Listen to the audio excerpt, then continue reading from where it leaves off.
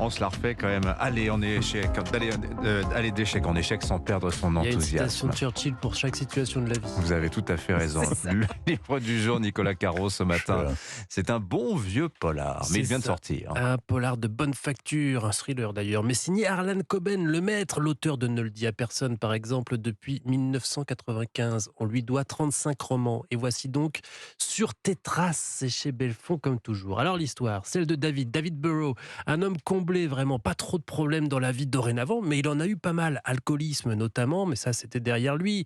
Il s'était marié depuis, il était même devenu père d'un petit garçon adorable, Matthew, 3 ans, magnifique. Pourquoi vous parlez au passé? Il est mort, hein?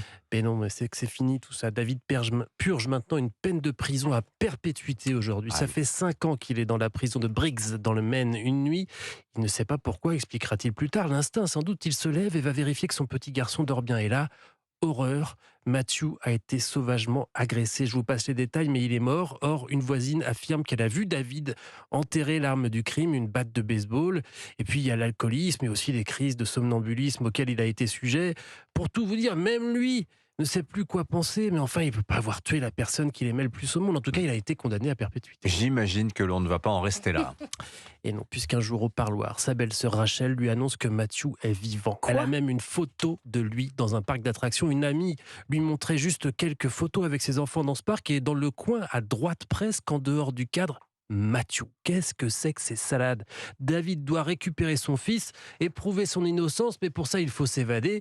Comment? Je vous laisse découvrir. Et évidemment, je vous rassure, tout ce que je viens de vous raconter tient dans les 3 premières pages. La suite, 300 pages de plus, est tendue à l'extrême. On court avec David, on veut savoir, ça marche à fond même. C'est un grand Harlan Coben. Sur tes traces, donc, chez Belfond, traduction, Roxane Azimi. C'est une amie, vous la connaissez? Pas du tout. Pas du tout. Bon. Je ne connais pas tous les traducteurs. Nicolas Caro. Caroline Speller, à vous prêt à présent. Le jeu vidéo de la semaine s'appelle Jusant, production française indépendante d'un studio alors qui est très réputé dans le monde du jeu vidéo, qui s'appelle Dontnod, qui est très connu pour ce qu'on appelle des expériences narratives. Oui, Dimitri, mais cette fois-ci avec une particularité, la narration de Jusant est silencieuse, donc pas de dialogue.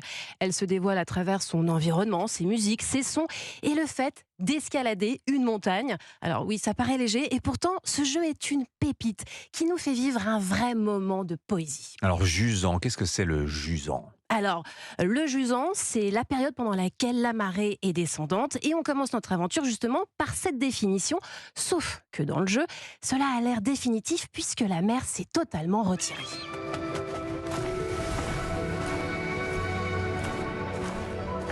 On incarne un vagabond marchant dans un désert d'épaves. On entend le vent, les oiseaux, nos pas et on aperçoit au loin une immense tour montagneuse qui paraît sans fin et qui renferme les traces d'une civilisation perdue. Il va falloir faire l'ascension, j'imagine, de cette tour montagneuse. Oui, on va se prendre pour un grimpeur et on retrouve d'ailleurs tout l'équipement connu comme le baudrier, les mousquetons, la corde.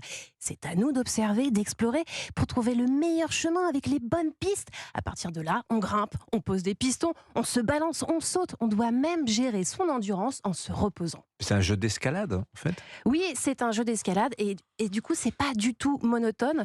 Alors, oui, on ressent pas l'adrénaline qu'on peut avoir comme un grimpeur suspendu à une corniche, mais on s'accroche tout de même à nos manettes. On ressent le vide et on a une vraie satisfaction quand on regarde tout le chemin qu'on a parcouru.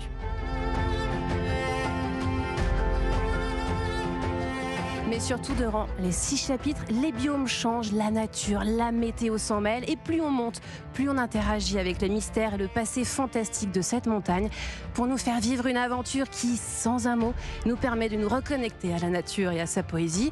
Jusant est disponible en téléchargement sur PC, Xbox et PlayStation. Merci Caroline Speller. Merci Nicolas Caro, Vincent Hervouet. On vous retrouve avec plaisir dès demain.